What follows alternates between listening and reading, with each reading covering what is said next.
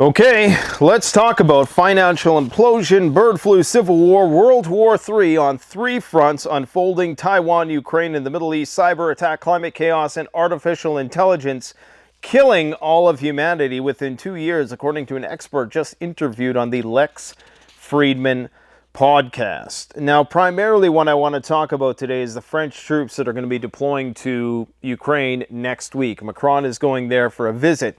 We need to debunk any claims that these guys are going there for the purpose of instructing Ukrainians. Let's get something straight. In terms of peer-to-peer combat, high-intensity combat, maneuver warfare between two modern civilizations, Russia and NATO, because that's who's fighting Russia right now. NATO has no experience except that which they've gained through mercenaries and through having guys on the ground studying how the battle's unfolding. And that's primarily the purpose of most of the instructors who've been on the ground, I would say in the last year or so, is intelligence gathering and to make sure that the Russians aren't the only ones who are gaining experience in this type of combat, because it's not enough to just allow the Ukrainians to continue to develop this skill set and this level of acumen as it's pertinent to the operational space. Because if Ukraine ever does go rogue or reunifies with Russia, which still is a possibility that a sizable chunk of that country could go into civil unrest and actually overthrow Zelensky, which is why another primary member of their cabinet was removed today. Kaluba, the defense minister, not the defense minister, the foreign minister, was relieved of his duties today, if I'm not mistaken. Now, that could be fake news, but it seems pretty legit. At this point, I believe it is on Ukrainian news.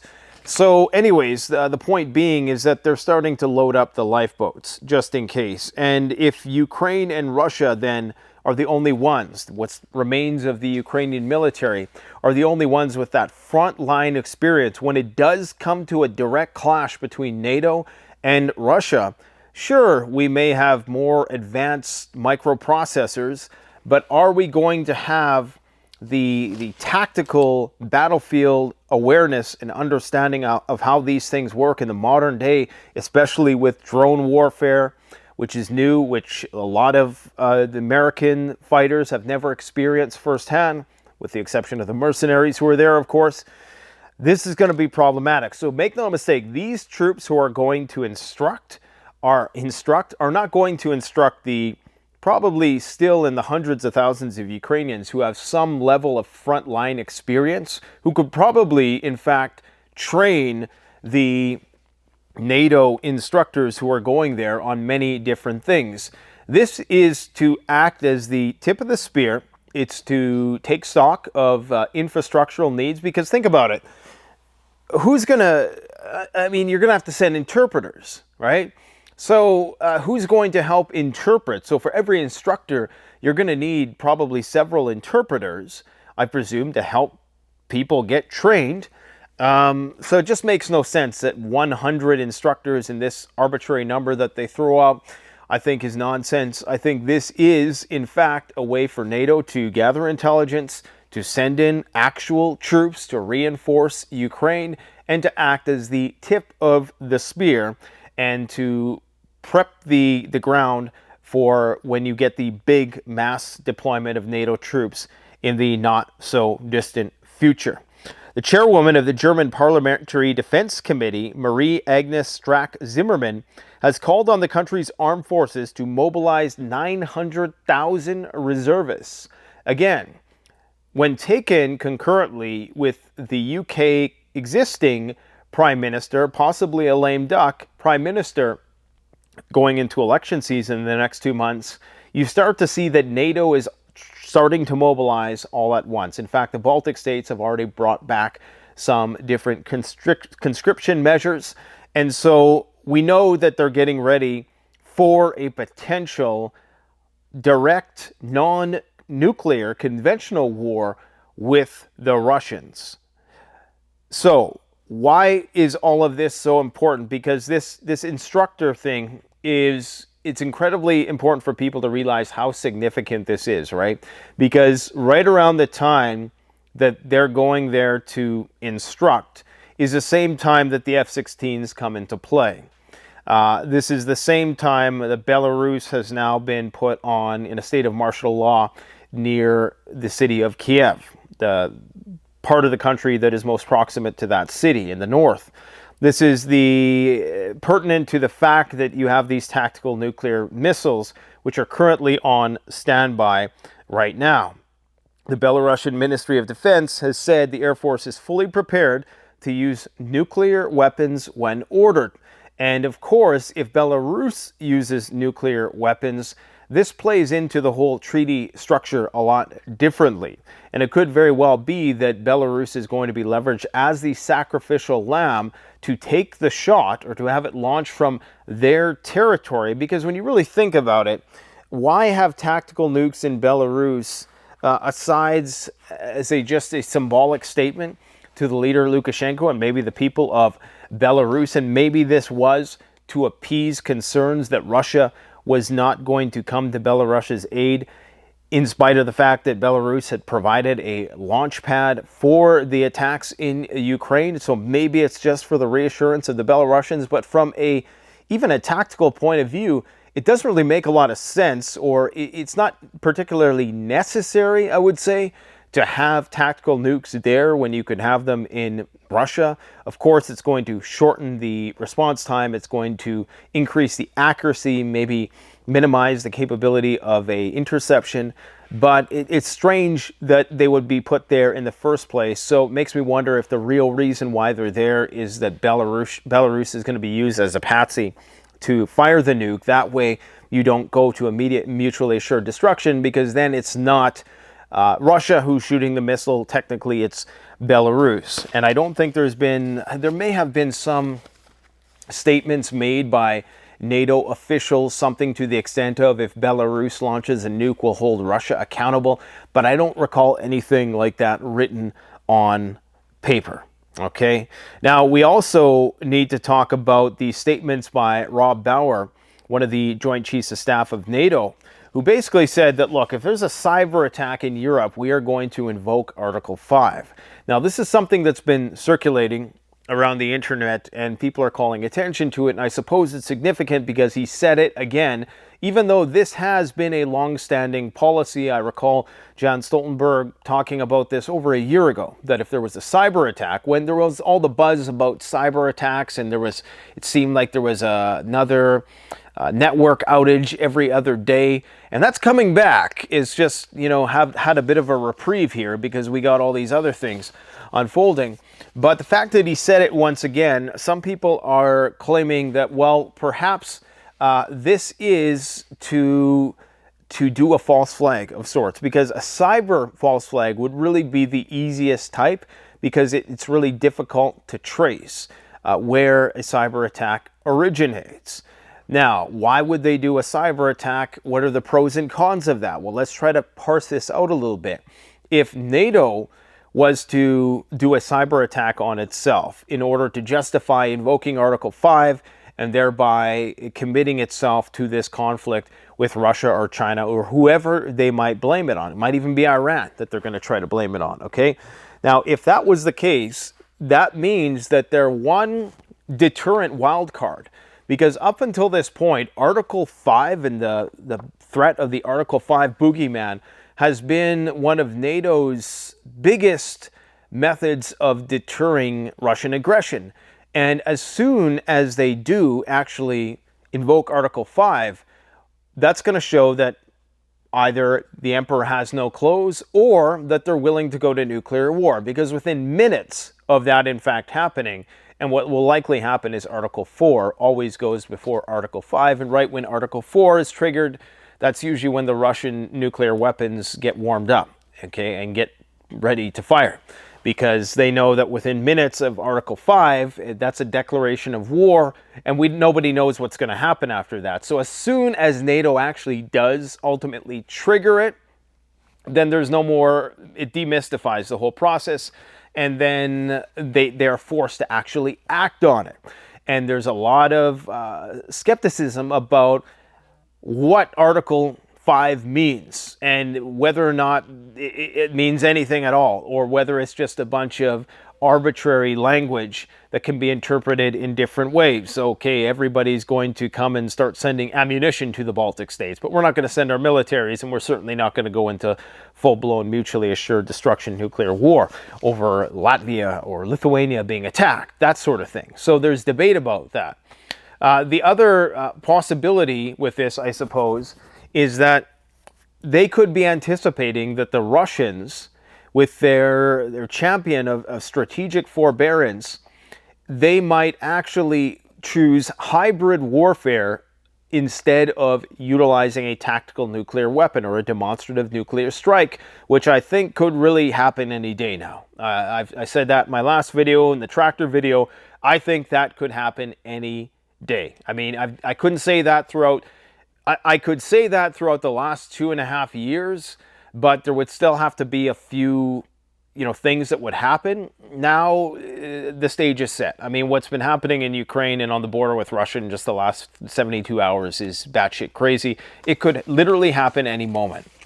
And I don't think they're going to telegraph it unless it's something to the effect of, well, we're going to do another nuclear test. And just to put NATO on notice. But I don't think that's going to have the effect if they actually play the escalate to de-escalate card. They're going to have to use the nuke in a strategic way, minimal casualties, and one, of course, that minimizes the amount of radioactive fallout and blowback towards Russia and other friendly countries. But that's what they would have to do. So there's this other idea, I suppose, this other theory of the cyber attack invoking Article 5, that NATO is actually concerned that Russia is going to ramp up the hybrid war. And they're concerned that Russia has some pretty heavy, hard-hitting 0 days that could potentially cripple different aspects of NATO critical infrastructure, and that these could be, very, not existential threats, but cause catastrophic failures throughout the power grids, the different types of energy infrastructure, and things of that nature, or even just target military facilities, ammunition storage facilities, things like that, manufacturing facilities, or other aspects of civilian life. So if they were to do that, that would be highly problematic for NATO. So they just want to be clear in the language that if Russia wages this hybrid war and ramps it up as they are right now, there's been accusations that the Russians have been lighting these fires and sabotaging various facilities, as Ukrainian saboteurs and quite possibly other intelligence agency-backed saboteurs have been in Russia since day one. We've all seen these fires in various factories, different branches of the Russian government, even in the Russian government itself in Moscow, in fact. So we know that that war has been waged in that direction. There's been reports that Russian so-called civilian vessels have been surveying various undersea cables. So that could be something that happens at any moment. So I think they're trying to broaden the scope of what Article 5 encompasses, so just to give them more options. But again, once they trigger Article 5, there's no more bluffing after that point. Either you're going to take action, or it's going to be shown that the emperor has no clothes, okay?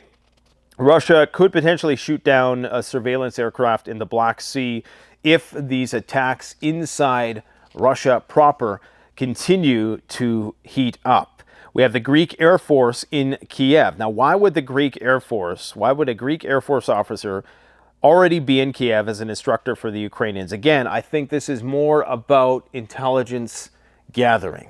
This has very little to do with training Ukrainians to do anything. The idea is that, well, you want to have guys on the spot because, and there's maybe a couple arguments for this, let's just think about them.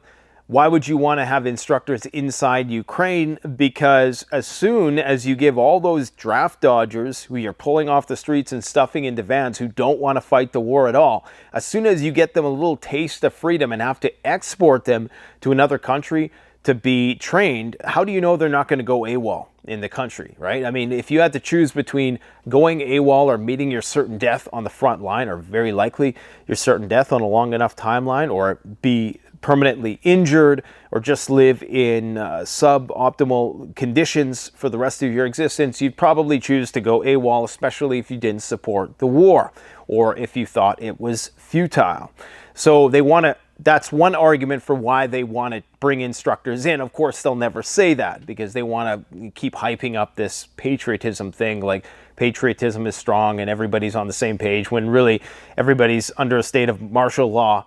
And you can't, record things. There's no elections. I mean, exactly what Zhirinovsky said, the great Russian political scientist and pundit and advisor to Vladimir Putin, who predicted all of these things, predicted the date of the Ukraine war. He said there would be no elections in Ukraine this year. I believe he also said that the real war is going to start in Iran, and that the horrors there will be unlike anything we've ever seen before, that what we're seeing in Ukraine right now won't even compare to it. And I think he also predicted that there wouldn't be an election this year. Speaking of which, this whole Donald Trump thing, according to Bill Maher, who's kind of become, I don't know who he's a grifter for at this point in time, but he's now saying that if Trump goes to jail, there'll be a civil war.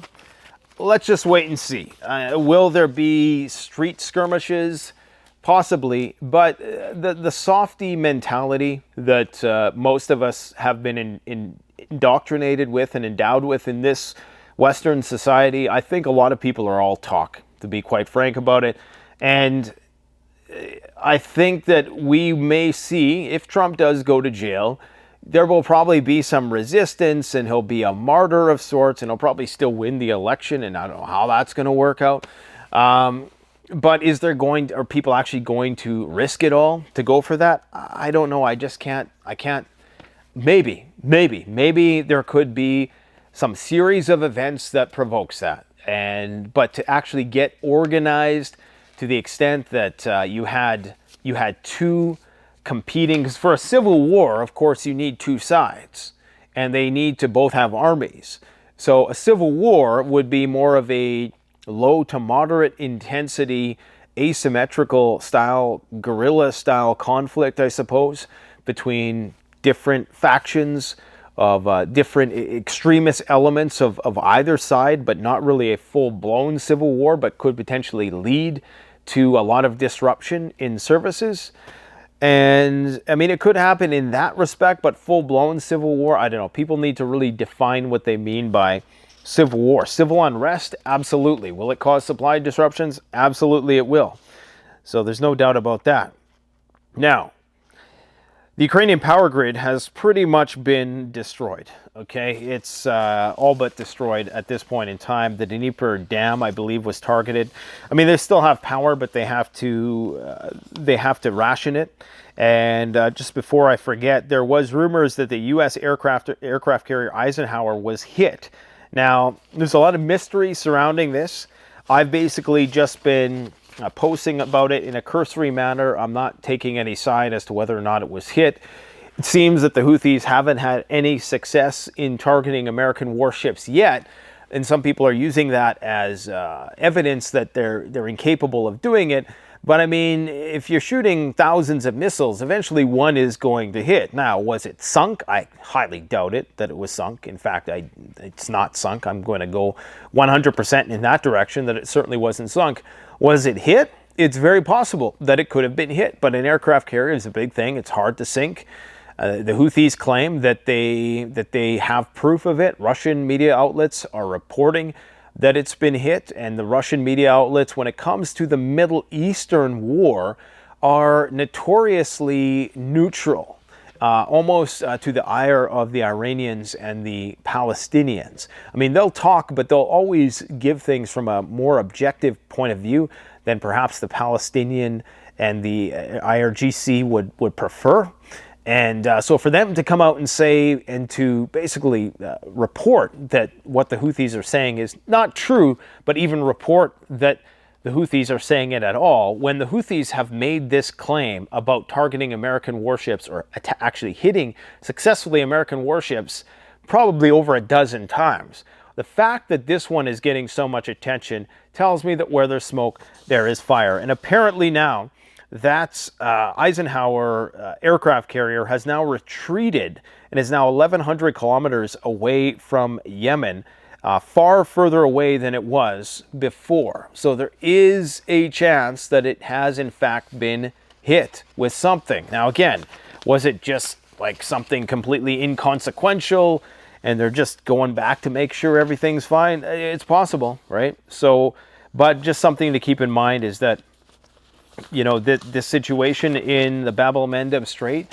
in spite of, you know, we're told by our leaders that you have the UK and the US there right now bombing this country of people who, you know, fight in sandals, very poor country. They've been bombing it heavily for, what, 6 months now?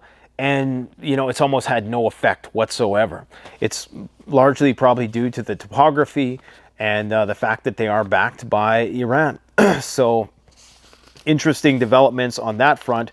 And wouldn't you know it, oil still down, which is interesting. I don't know how oil is down. Between populations going up in the developing world and them using more energy and GDP being intimately intertwined with the use of energy and oil imports, the fact that we're going to be using more and more oil when we go into a war cycle, and the fact that it is becoming, all the low-hanging fruit has been largely picked, and you still have the United States fomenting a war with Venezuela, a country that has some of the most oil on the planet.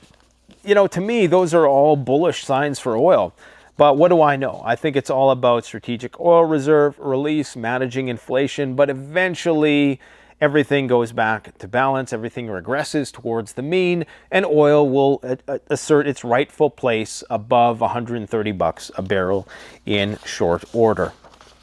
China said something very significant. You know that China is making a statement before this election with all the goings-on that have been occurring. They say that the prospects for peaceful reunification with Taiwan have eroded. That's pretty final. That's a very final statement to say that it's eroded, that it's over, that there is no more prospect for peaceful reunification. Up until this point, there has been a proposition. Even with the Russians, they're still talking about potential peace deals with Ukraine. So to have that finality with the Chinese and the Taiwan situation, and in addition to that, some people might have missed this in Defense Minister Dong Jun's statement. He also warned that anyone attempting to separate Taiwan from China would end up facing self-destruction. Now, that could be interpreted as the Americans nuking their own economy, our own economy. Because again, Canada tethered to the sinking American ship. So when some people say, oh, you hate Americans, and it's like the dumbest comment I get on this channel. But I love Americans. I love America. In fact, I'm gonna have to apply for my dual citizenship when they take away all the guns here. But the idea is that if the Americans ramp up this trade war, it's going to lead to, I mean, you haven't seen any inflation yet when those ships stop coming over with all that cool stuff that everybody loves to bitch and complain about because it's made so cheaply. And it's made so cheaply because that's what they want. That's what we want. That's what we asked them to do. We said, hey, can you make us a backpack that only costs 50 bucks? And they're like, sure, we can do that if you want that. If you go to China right now and you say, can you make me a backpack that's going to cost 500 bucks? They can make that for you if you want it. You know, I had a comment on here. I released a video with Timogen Tan, Dr. Timogen Tan. Great channel, guys. Medical doctor, a lone season finalist, former military. We need to be supporting channels like this. So please go and subscribe to his channel. It's my most recent video before this one. Go give that video a thumbs up. Subscribe to the guy's channel. We got to protect people like that in this community and show them, you know, that we show them our support, essentially. But somebody had said in the comments section, because I showed off the bug out roll, and they're like, ha ha, $180 for an empty bug out roll that you can get for $15 off of Amazon, you're not going to find anything remotely close to the quality of that particular item on Amazon. You're just not going to find it, okay? Because we make them here in Canada, we make them with high value materials, and things actually cost a lot of money. The only reason why we get things so cheap is because the Chinese have been providing very cheap labor. Thanks to their lax environmental regulations, they don't have to price that in accordingly, and cheap transport over the Pacific Ocean. You take those three things away, you take the trade with China away, and everything gets incredibly more expensive. So the fact that China is now making these threats and claiming that anybody who dares separate Taiwan from China will be smashed to pieces, that's their words. Although China was exposed to nuclear blackmailing, and this is the important part that most people missed in this press conference by Dong Jun. Although China was exposed to nuclear blackmailing and threats in times past, it is committed to the no first-use nuclear weapons policy and unconditional renunciation of the use or the threat of using nuclear weapons against countries not having nuclear weapons or territories free from nuclear weapons. So what do we read there?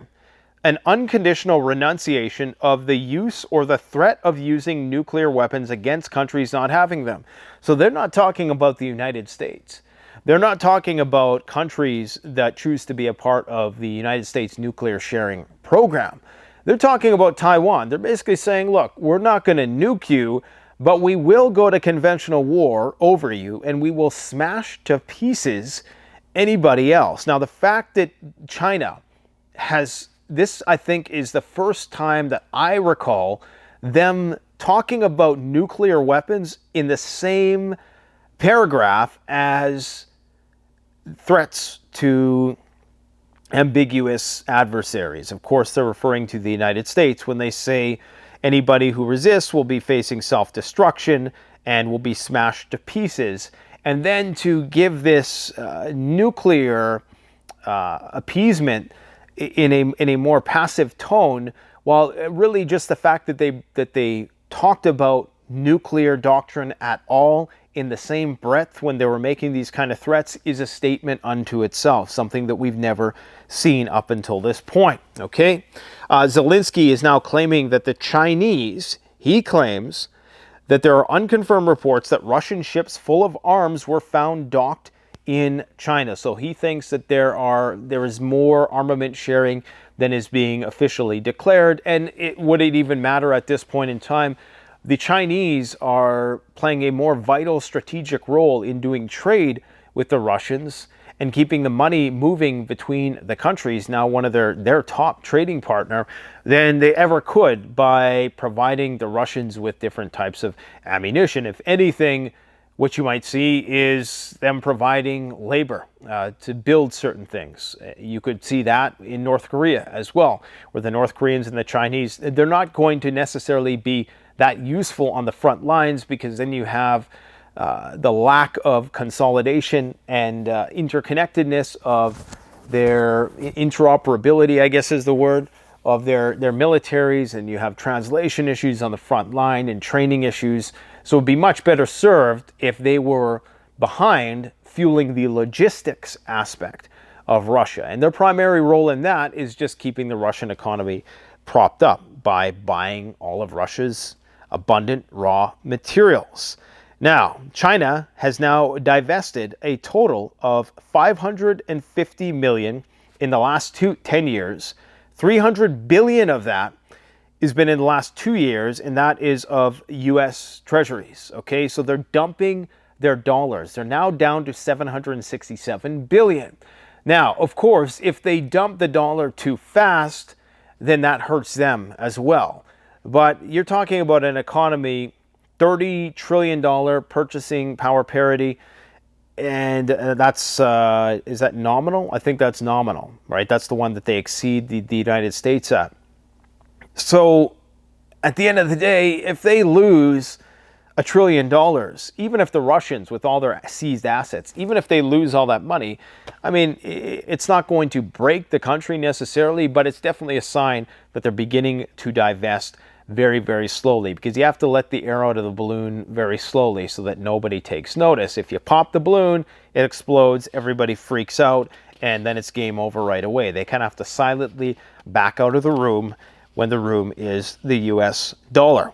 Now, there's rumors that Trump is going to get more aggressive on China. And I don't know, people still seem to think that this is not a bipartisan issue with respect to, the war with China.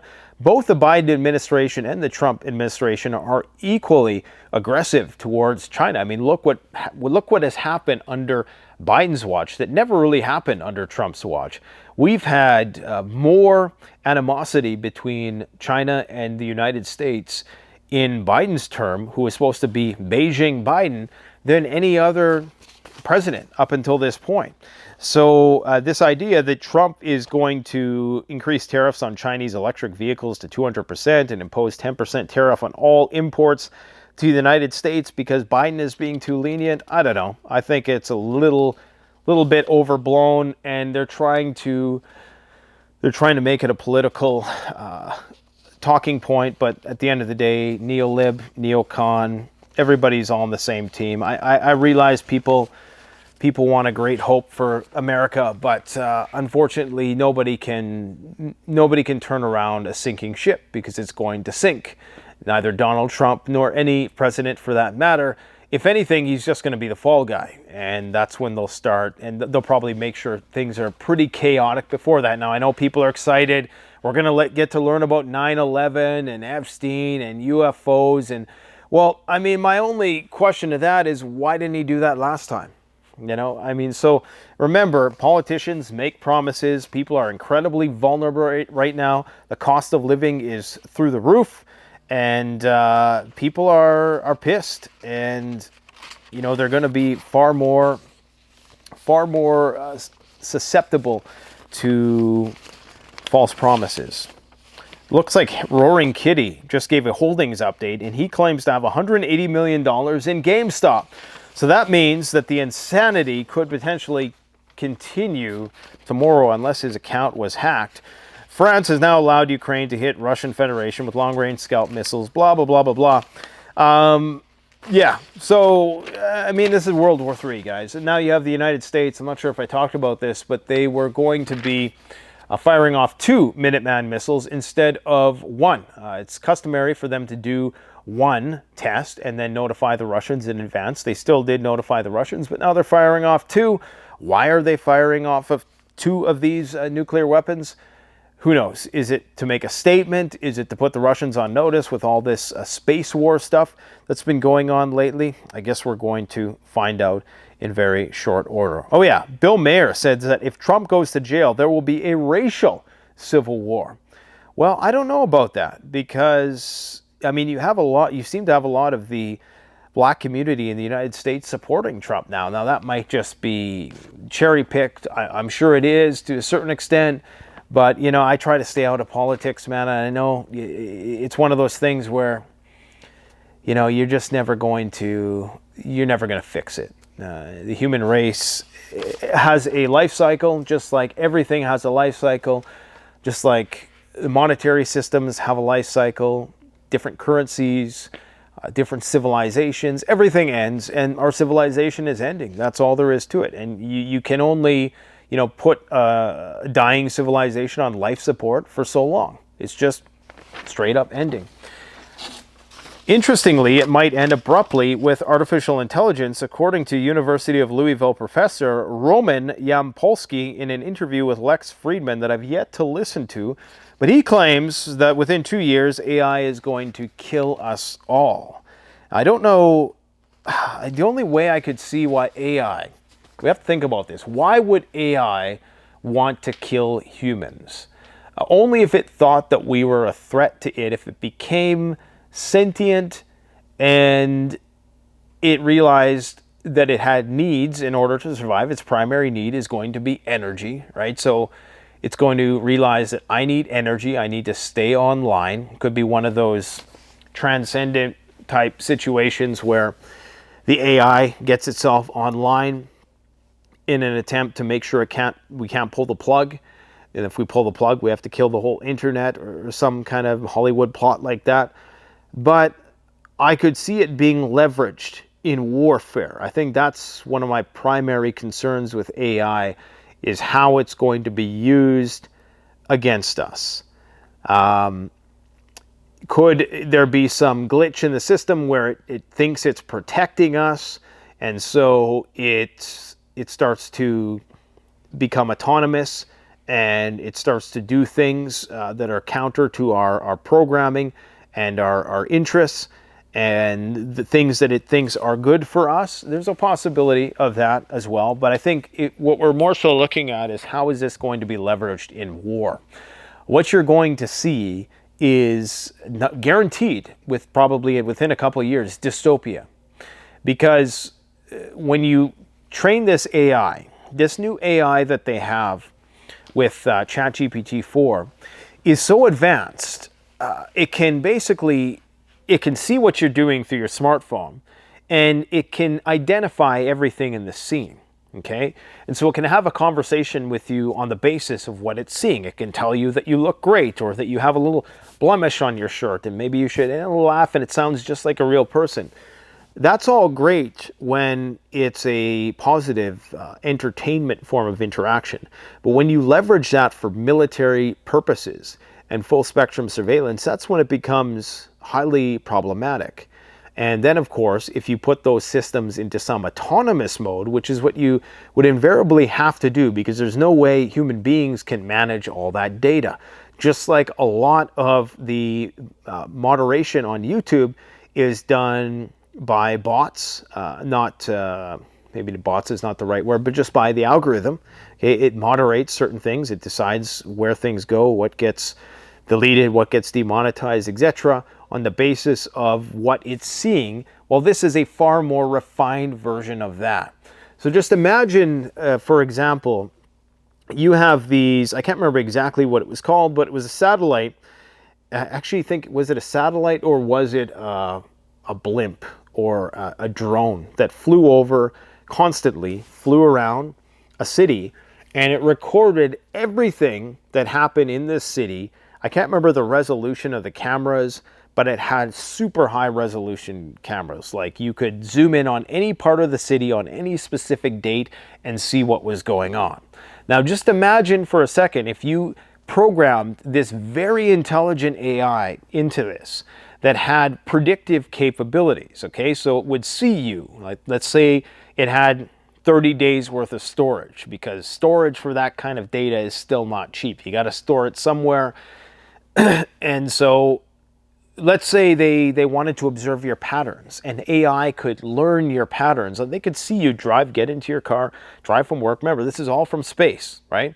They could see criminals, who did what, where you went at a certain time, and they could just go back to any part of city and just rewind time and see what happens, right?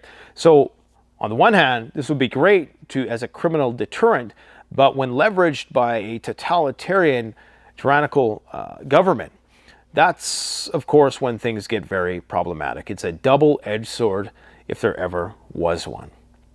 On that note, I think that's all we got to talk about today. No new bird flu cases today. I never really talked about the balloons full of poop that North Korea was flinging over. We're literally in the poo flinging stage. If you guys don't know what I'm talking about, North Korea has been filling up balloons full of human feces, flying them over the South Korean border, and they're falling in South Korea. They've done it a couple times now. South Koreans are responding by turning back on the loudspeakers that blast Western propaganda from their end of the border. So things are definitely ratcheting up there. What else? What else do we got to talk about today? I think that's about it. We'll see how the markets open tomorrow. If you guys want to support the channel, the best way to do it is to like the video, subscribe, and go check out my buddy, Timogen Tan, Survival Medical Doctors. Again, we got to support people like this in the community. This guy's a very valuable asset, up-and-coming YouTuber. I would encourage you to go check out his channel. Check out our recent videos that we've done with him. And if you want to support the channel directly, go to Canadian Preparedness Gotta go build a greenhouse. Talk to you later. Oh, and one more thing. I'm going to be interviewing off-grid with Curtis Stone. He's actually coming down to the studio tomorrow, and we're going to be, just shooting the breeze about preparedness, off-grid stuff. If you guys have any questions about that, let me know. He's got a fairly sizable YouTube channel, over 500,000 subs, and we're going to go and walk around the acreage a little bit, and we're going to see, how we can optimize it to maximize yield and maximize security. So stay tuned for that, and let me know if you have any questions for Curtis in the comment section below. Not that you can't just go and ask him on his channel, but it might be interesting for our dialogue as well. Thanks for watching, guys. Take care.